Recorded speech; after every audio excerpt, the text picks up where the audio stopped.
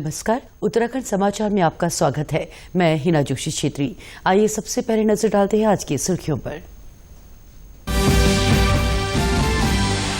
भारतीय औषधि महानियंत्रक ने कोविड-19 के लिए आइटोलिजुमैब टीके के सीमित आपात इस्तेमाल की दी मंजूरी। सामान्य से गंभीर लक्षणों वाले रोगियों पर इस्तेमाल किया जाएगा टीका।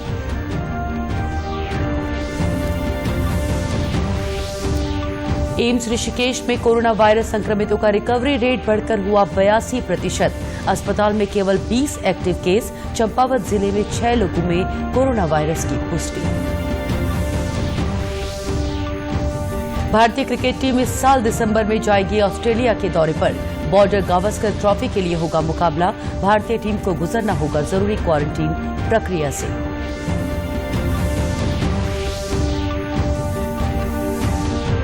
और चमोली जिले में मोथूगाढ़ नदी को किया जा रहा रिचार्ज।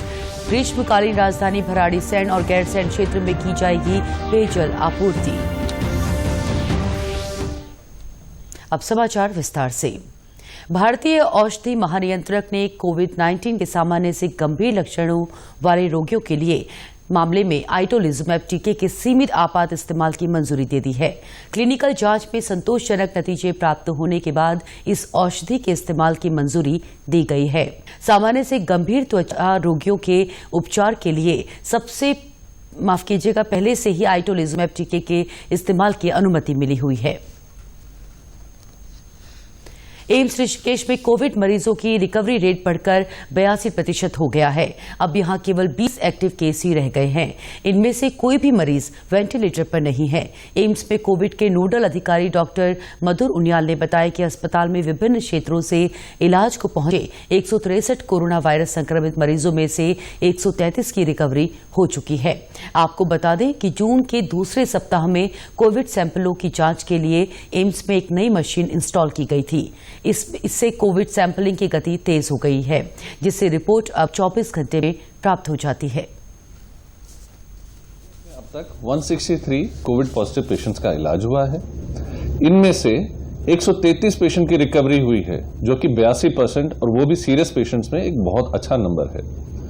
हमारे पास इस समय सिर्फ मात्र 20 एक्टिव पेशेंट्स हैं और आईसीयू में 6 मरीज हैं, लेकिन कोई भी वेंटिलेटर पर नहीं है। जो रिकवरी के पेशेंट्स हैं ये उत्तराखंड के नहीं अपितु आसपास के एरियाज के भी हैं। 107 उत्तराखंड के मरीज हमारे यहां से रिकवर होकर जा चुके हैं और 29 यानी कि 29 अन्य प्रदेशों के हैं जो रिकवर हो चुके हैं। उधर चंपावत जिले के टनकपुर में 6 लोगों की कोरोना सैंपल रिपोर्ट पॉजिटिव आई है। इनमें एक महिला भी शामिल है। कोरोना पॉजिटिव पाए गए लोगों की कोई ट्रैवल हिस्ट्री नहीं है। इन सभी लोगों को स्वास्थ्य विभाग की टीम ने ट्रॉमा सेंटर में आइसोलेट कर दिया है। भारतीय क्रिकेट टीम इस साल के आखिर में ऑस्ट्रेलिया का दौरा करेगी। बीसीसीआई और क्रिकेट ऑस्ट्रेलिया ने इसकी पुष्टि कर दी है।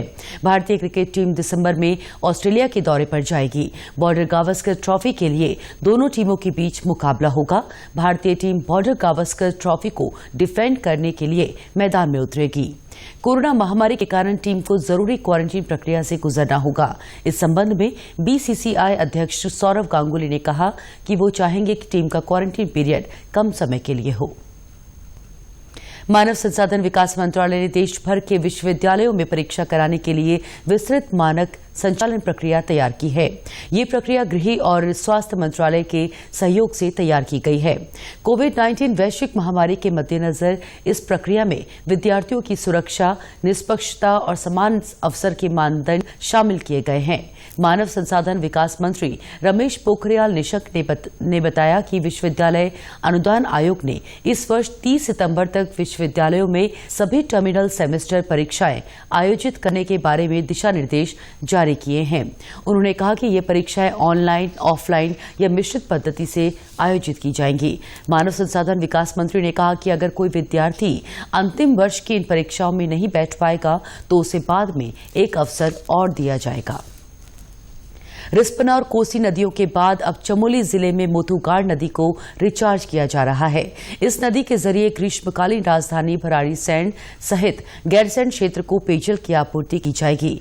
मोथूगाढ़ नदी को रिचार्ज करने के लिए जिला प्रशासन ने 12 रिचार्ज जोन बनाए हैं और नोडल अधिकारियों को इनकी जिम्मेदारी सौंपी गई है। इस अभियान को एक जन आंदोलन का रूप देने की योजना है, जिसमें स्थानीय लोगों का सहयोग लिया जाएगा। जिलाधिकारी स्वाति एस भदौरिया ने बताया कि मोथूगाढ़ नदी को पुनर्जीवित करने के लिए जीपीएस सिस्टम के तहत बड़े स्तर पर प्लान तैयार किया गया है। ये हमारा यहाँ पे मोथूगाढ़ रिवर बहती है गैरसैंण ब्लॉक से होते हुए, तो उसको हम लोगों ने रिवर रिजुविनेशन में रखा था और पिछले साल से यहाँ काम भी शुरू हो गया और उसका पूरा प्लान बनाया जा चुका है। पूरे एरिया को, कैचमेंट एरिया को 12 रिचार्ज जोन्स में डिवाइड किया गया है और उसके लिए नोडल अधिकारी भी तैनात कर दिए गए हैं और साथ में उसका जीआईएस मैपिंग करके कहाँ पे हमें इन्फिल्ट्रेशन टैंक्स बनाने हैं, कहाँ पे हमें चेक डैम्स बनाने हैं, कहाँ पे एफॉरेस्टेशन करना है, इसका पूरा प्लान भी हो चुका है और प्लान के अनुसार कई सारे विभागों ने वहाँ पे काम भी शुरू कर दिया। मोथूगाढ़ नदी पुनर्जीवन परियोजना के तहत चौराखाल, दूधातोली, कुड़िया बगड़ और मूसा का कोठा आरक्षित रिजर्व जोन है। देवधार, देवाली खाल, घडियाल खाल, हिमवाल घाट, परवारी, नंदा देवी और सिलकोट अनारक्षित रिजर्व जोन है। इन सभी क्षेत्रों को रिचार्ज करने के लिए कार्य योजना बनाई गई है। स्थानीय लोग इस परियोजना को लेकर उत्साहित हैं। उनका कहना है कि इससे क्षेत्र के खेतों को भी फायदा होगा और पर्यावरण को भी। नदियां भारतीय जो हमारे वैदिक काल से नदियां पूजनीय रही है और नदी ही जीवन है। कोई भी सभ्यता अगर कहीं विकसित हुई तो नदी के आसपास हुई है और सरकार की मोथूगाढ़ को जो पुनर्जीवन, नवजीवन देने का कार्य है, सराहनीय है। इस पर अधिक से अधिक वृक्षारोपण कर स्रोतों को रिचार्ज करने, जैसे रिस्पना की तर्ज पे मोथूगाढ़, उससे भी शायद ये बड़ा प्रोजेक्ट है। और मोथूगाढ़ लाइफ लाइन है। नदियां हमारी चाहे कृषि के लिए हो, पर्यावरण के लिए हो, जीव जंतुओं के लिए हो, सभ्यता के लिए हो, और ये सराहनीय प्रयास अगर सरकार करे तो वो साधुवाद के पात्र है। ये एक बहुत अच्छी पहल की गई है और इससे क्षेत्र का पर्यावरण सुधरेगा और इसके दोनों तरफ यदि वृक्षारोपण कर दिया जाता है तो एक हरी चुनर बढ़ेगी। इससे भूमि कटाव रुकेगा और नदी ये मोथूगाढ़ सदा नीरा बनेगी, जिससे कि सिंचाई और पेयजल तथा मतलब अन्य सुविधाएं, इससे जितने भी नदी से लाभ होते हैं वो लाभ इस पूरे कैचमेंट को मिलेगा। ये एक बहुत अच्छा प्रयास होगा। मानव वन्यजीव संघर्ष पर नियंत्रण के लिए रामनगर तराई पश्चिमी वन प्रभाग ने रैपिड रिस्पांस कंट्रोल रूम और टीम का गठन किया है। तराई पश्चिमी वन प्रभाग के डीएफओ हिमांशु बंगारी ने बताया कि मानव और वन्यजीव संघर्ष की घटनाएं लगातार बढ़ रही हैं। ग्रामीण इलाकों में कई बार जंगली जानवर मवेशियों पर हमला करते हैं। ऐसी घटनाओं को कम करने के लिए रैपिड रिस्पांस कंट्रोल रूम के साथ ही रैपिड रिस्पांस टीम भी बनाई गई है। कंट्रोल रूम में शिकायत करने पर टीम जल्द से जल्द मौके पर पहुंचकर कार्रवाई करेगी। तराई पश्चिम वन प्रभाग वन्यजीव बहुल क्षेत्र है और ये आबादी से घिरा हुआ है, तो यहाँ पर मानव वन्यजीव संघर्ष की भी घटनाएं आमूमन होती रहती हैं। तो इन घटनाओं में यूजुअली सबसे ज़्यादा इंपॉर्टेंट होता है कि कितने जल्दी वहाँ पहुँचा जाए और जो भी आवश्यकता होती है कार्रवाई की जाए। तो इस चीज़ को डिले को कम करने के लिए हमारे द्वारा एक रैपिड रिस्पांस कंट्रोल रूम बनाया गया है डिवीजन में और साथ ही एक रैपिड रिस्पांस टीम बनाई गई है। तो किसी को भी अगर सूचना देनी होगी तो रैपिड रिस्पांस कंट्रोल रूम में सूचना हमें दे सकता है और वो जो कंट्रोल रूम है वो रैपिड रिस्पांस टीम को सूचित करेगा और उसके बाद वहाँ पर टीम जो कार्रवाई करेगी। पढ़ने लिखने की कोई उम्र नहीं होती, ये बात साबित की है बागेश्वर जिले के गरूड़ तहसील की ग्रामीण महिलाओं ने। दिन भर खेती बाड़ी और घर के काम निपटाने के बाद ये महिलाएं शाम का वक्त साक्षर होने में बिताती हैं। आर्थिक स्थिति, घरेलू जिम्मेदारियां और दूसरी वजहों से इन महिलाओं का बचपन स्कूल से दूर बीता, लेकिन अब इन्हें अक्षर ज्ञान की अहमियत समझ आ रही है। अब जाइए हम अब खेत नहीं भाई हम अब नहीं जाइए हो हम बदी दगड़वा पिछाड़ी लौटन नहीं हो हम आप पसाड़ा ही हो हम आप समझ नहीं पिछाड़ में आए ना जब भाई साहब सिखा थे आप नाम लिखण सीखो तुम अंगूठा की लटे सा जती तती तुम नाम लिखण सीखो। हमको आप हौसला बढ़ाओ की पढ़ाई इसलिए नहीं कि बचपन में शादी हो गई थी, पहले इतना पढ़ाई कहाँ होती है, फिर पहले इतना था ही नहीं स्कूल का, बस ऐसे ही शादी आती हो गई थी। फिर खेती बाड़ी करी, अंगूठा लगाते थे, तब इसलिए ध्यान आया कि हमने पढ़ा होता तो दस्तखत करते। रेड क्रॉस से जुड़े युवा प्रमोद जोशी ग्रामीण महिलाओं को साक्षर बनाने के अभियान में जुटे हैं। हर रोज शाम को छठिया और वज्यूला गांव की 12 महिलाओं को वो पढ़ाते हैं। 35 से लेकर 60 साल की महिलाएं उनकी छात्राएं हैं। घर का आंगन ही इनका क्लासरूम है। उनकी कोशिश से अब तक 5 बुजुर्ग महिलाएं अपना नाम लिखना सीख चुकी हैं। छठिया गांव में राशन वितरण का कार्यक्रम रखा तो वहां पर देखा कि बहुत सारी महिलाएं जो है अंगूठा लगा रही हैं। तो जब हमने उनके समक्ष ये प्रस्ताव रखा कि आप लोगों को लिखना क्यों नहीं आता, कि आप स्कूल नहीं गए, तो उनने अपने निजी कारण बताए। तो हमने फिर अपना ये प्रस्ताव रखा उनके समक्ष कि हम आपको सिखाएंगे, आप अपनी हामी भर दीजिए। तो उनने शाम का समय हमें बताया। तो अब हम नित्य प्रतिदिन शाम के समय आ रहे हैं और उनको सिखा रहे हैं, और खुशी इस बात की है कि वो लोग सीख भी रहे हैं। प्रदेश के कई युवा कृषि क्षेत्र के जरिए स्वरोजगार से जुड़ रहे हैं। उधमसिंह नगर जिले के बासपुर के यतिन सिंगल भी उन्हीं में से एक हैं। यतिन ने पारंपरिक खेती की बजाय ड्रैगन फ्रूट की खेती को चुना। यतिन का कहना है कि शुरुआत में उन्होंने 1 हेक्टेयर क्षेत्रफल पर ड्रैगन फ्रूट की खेती शुरू की। 1 एकड़ क्षेत्रफल में 500 पिलर लगाए गए और हर पिलर पर 4 पौधे लगाए गए हैं। ड्रैगन फ्रूट की खेती की लागत करीब 5 लाख रुपए है और उत्पादन 2 साल में ही शुरू हो जाता है। 1 एकड़ में ड्रैगन फ्रूट की खेती से 5 लाख तक की आमदनी हो सकती है। इसका एक फायदा ये भी नजर आता है कि हाँ, इसकी जो है लाइफ काफ़ी है। तो एक बार इन्वेस्टमेंट है इसमें लगभग 5 लाख की पर एकड़, और उसके बाद इसकी लाइफ जो है 25 साल की है प्लांट की। तो इसमें मेरे को और जो ट्रेडिशनल फार्मिंग है उसके कंपैरिजन में मेरे को ये जो है बेटर प्रोस्पेक्ट लगा। इसकी जो है मेडिसिनल वैल्यू भी बहुत है प्लांट की। जो ये फ्रूट की ड्रैगन फ्रूट में जो है कैल्शियम भरपूर मात्रा में मिलता है, और ये इसमें कोलेस्ट्रॉल लो करने के भी इसमें एजेंट्स हैं, और हार्ट की हेल्थ के लिए भी बहुत अच्छा है ये। यतिन क्षेत्र के दूसरे किसानों को ड्रैगन फल की व्यावसायिक खेती के प्रति जागरूक कर रहे हैं। उन्होंने क्षेत्रीय किसानों को इसके लिए सैंपल के तौर पर पौधे भी दिए हैं। वहीं जिला उद्यान अधिकारी हरि तिवारी का कहना है कि पारंपरिक खेती के अलावा नई तरह की खेती करने से किसानों की आजीविका बढ़ेगी। इसी के देखते हुए हमारे जो जनपद के या अन्य विकास खंड जो हमारे जनपद के हैं, उनके यदि कृषक हमारे से इससे जुड़ते हैं, ड्रैगन फ्रूट को उगाने का कार्य करते हैं, इसके बहुत अच्छे परिणाम आएंगे।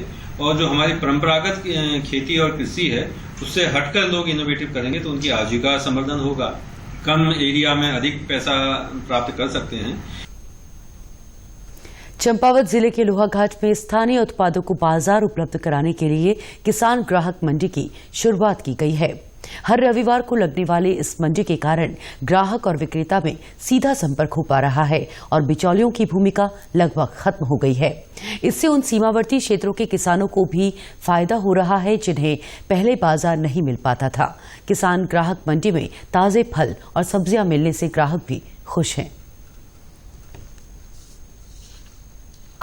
सारथी ग्रुप के द्वारा जो ये कार्यक्रम चलाया जा रहा है और जो मंडी के लोग यहाँ सामान बेचने आए हैं और जो हम खरीदार लोग हैं, इससे हमको अत्यधिक प्रसन्नता हो रही है और लोगों को भी घर में रोजगार करने का मौका ज़्यादा मिल रहा है, बहुत फायदा हो रहा है। सभी जनता इससे बहुत खुश है। हम मेहनत करते हैं और अपनी सब्जी बोते हैं, बहुत मेहनत लगती है। दुकानों में ले जाते हैं, आधा रेट में लेते हैं वो, अपने हाथ से हम फुल रेट में अपनी सब्जी बेचते हैं क्योंकि ग्राहकों को भी ये ना लगे कि बहुत मतलब महंगा बेच रहे हैं करके, और हमें भी अच्छा लगता है, अपनी मेहनत का हमें मिल जाता है। स्थानीय युवाओं के एक समूह ने आत्मनिर्भर भारत अभियान से प्रेरित होकर किसान ग्राहक मंडी की शुरुआत की। उनका मकसद लॉकडाउन के दौरान घर लौटे प्रवासियों और स्थानीय लोगों को स्वरोजगार से जोड़ना है। आत्मनिर्भर भारत के तहत लोगों को जोड़ना, वह हर कोई व्यक्ति अपने अपने चीजों को मार्केट उपलब्ध करवाए, इस उद्देश्य से किसान ग्राहक मंडी का आयोजन किया जा रहा है। इसमें नेपाल सीमा से लगे सीमावर्ती क्षेत्रों के साथ साथ आसपास के सभी क्षेत्रों के किसान अपने उत्पाद लेके आ रहे हैं, जिन्हें क्षेत्रीय जनता द्वारा काफी सराहा जा रहा है। इसमें मुख्य बात यह है कि इसमें किसान को एक उचित मार्केट उपलब्ध हो पा रही है। इसमें बिचौलियों का कोई रोल नहीं है। वहीं कोविड-19 महामारी के बीच हरिद्वार में कुछ युवा स्वच्छता मुहिम में जुटे हैं। स्पर्श गंगा संस्था की ओर से हर रविवार गंगा घाटों की सफाई करते हैं, साथ ही लोगों को स्वच्छता के प्रति जागरूक भी करते हैं। इन युवाओं का कहना है कि देश हित में स्वच्छता अभियान लगातार चलाना जरूरी है और इसमें हर देशवासी को योगदान करना चाहिए। प्रत्येक रविवार हम ज्वालापुर में हर घाट पे जाके साफ सफाई करते हैं और आज हमारे मतलब हर बार की तरह इस बार भी लोगों को जागरूक भी किया जा रहा है कि गंगा जी में कूड़ा ना करें, गंदगी ना फेंके घाटों पे और साफ सफाई रखें। स्वच्छता अभियान भी हमारे राष्ट्र हित में है और भारत के प्रत्येक नागरिक का कर्तव्य है कि वो राष्ट्र हित में कार्य करे, इसलिए हम स्वच्छता अभियान चला रहे हैं। आज हम संत रविदास घाट ज्वालापुर पर हैं और स्वच्छता अभियान चला रहे हैं। सभी बच्चों ने मास्क लगाया है और हम पहले सैनिटाइज कराते हैं, उसके बाद हम फिर दोबारा सैनिटाइज कराते हैं सबको। और आजकल जॉन्डिस चल रहा है और कोरोना महामारी बहुत चल रही है, इसलिए हम सबको ये संदेश देना चाहेंगे कि ज़्यादा नहीं कि अपने घर तो अपना घर, अपने घर के बाहर का एरिया साफ रखें। तो अपने गाँव से, अपने घर से ही पहले शुरुआत करें, उसके बाद देश साफ होगा। उत्तराखंड के समाचारों में आज बस इतना ही। चलते चलते मुख्य समाचार एक बार फिर। भारतीय औषधि महानियंत्रक ने कोविड-19 के लिए आइटोलिजुमैब टीके के सीमित आपात इस्तेमाल की दी मंजूरी। सामान्य से गंभीर लक्षणों वाले रोगियों पर इस्तेमाल किया जाएगा टीका।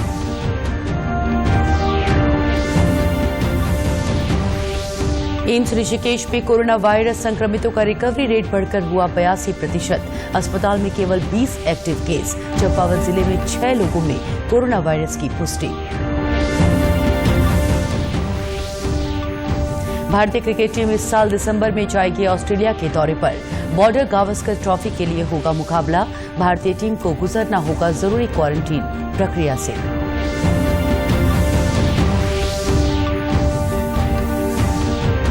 और चमोली जिले में मोथूगाढ़ नदी को किया जा रहा रिचार्ज। ग्रीष्मकालीन राजधानी भराड़ीसैंण और गैरसैंण क्षेत्र में की जाएगी पेयजल आपूर्ति। उत्तराखंड की खबरों के लिए आप हमसे सोशल मीडिया पर भी जुड़ सकते हैं। हमारा ट्विटर हैंडल है DD News_देहरादून। हमारा फेसबुक पेज है DD News उत्तराखंड और हमारे YouTube channel DD News Uttarakhand को भी सब्सक्राइब करना ना भूलें। इसी के साथ समाचार समाप्त हुए। नमस्कार।